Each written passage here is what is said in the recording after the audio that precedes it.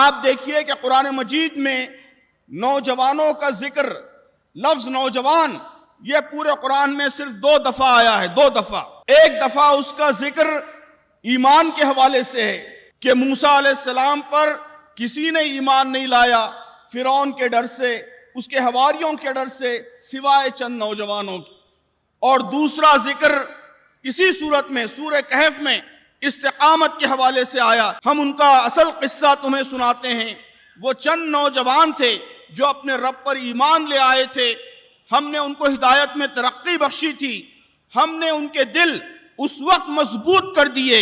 جب وہ اٹھے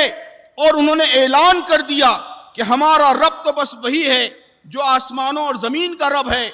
ہم اسے چھوڑ کر کسی دوسرے معبود کو نہ پکاریں گے،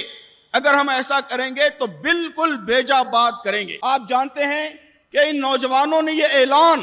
انتہائی سخت حالات میں کیا، جبکہ اسلام پر، اپنے اصولوں پر، اپنے ایمان پر قائم رہنا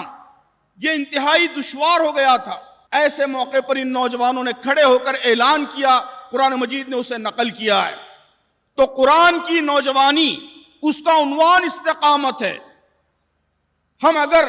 قرآن کا مطلوب نوجوان بننا چاہتے ہیں تو ہماری شخصیت کی سب سے بڑی خصوصیت یہ ہونی چاہیے کہ ہمیں اپنے اصولوں پر پہاڑ کی طرح استقامت کے ساتھ ڈٹ جانا چاہیے۔ نوجوانوں کے اندر جو کچھ ظلم ہو رہا ہے، زیادتی ہو رہی ہے، اس کو وہ نوجوان ریزسٹ کرنا چاہتے ہیں، اس کی مزاحمت کرنا چاہتے ہیں، لیکن عزیز نوجوانوں یاد رکھیے کہ یہ کہا جاتا ہے کہ پرزیورنس is the most powerful form of resistance، کہ استقامت یہ سب سے طاقتور مزاحمت ہے، کہ اگر آپ اپنے اصولوں پر قائم ہو جائیں گے،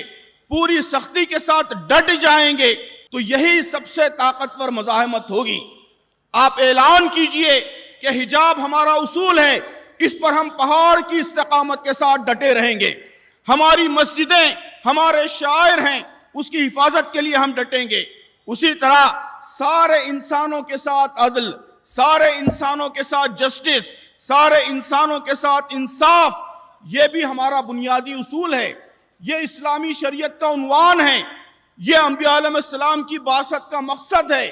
یہ امت مسلمہ کے لیے اللہ تبارک و تعالیٰ کا حکم ہے۔ اس لیے عدل کے اصول پر اور اس ملک کے سارے شہریوں کو انصاف ملے، سارے شہریوں کو جسٹس ملے، اس کمٹمنٹ پر، اس پر بھی ہم پہاڑ کی استقامت کے ساتھ ڈٹے رہیں گے۔ بے شک ہم اپنے شاعر کی حفاظت بھی کریں گے،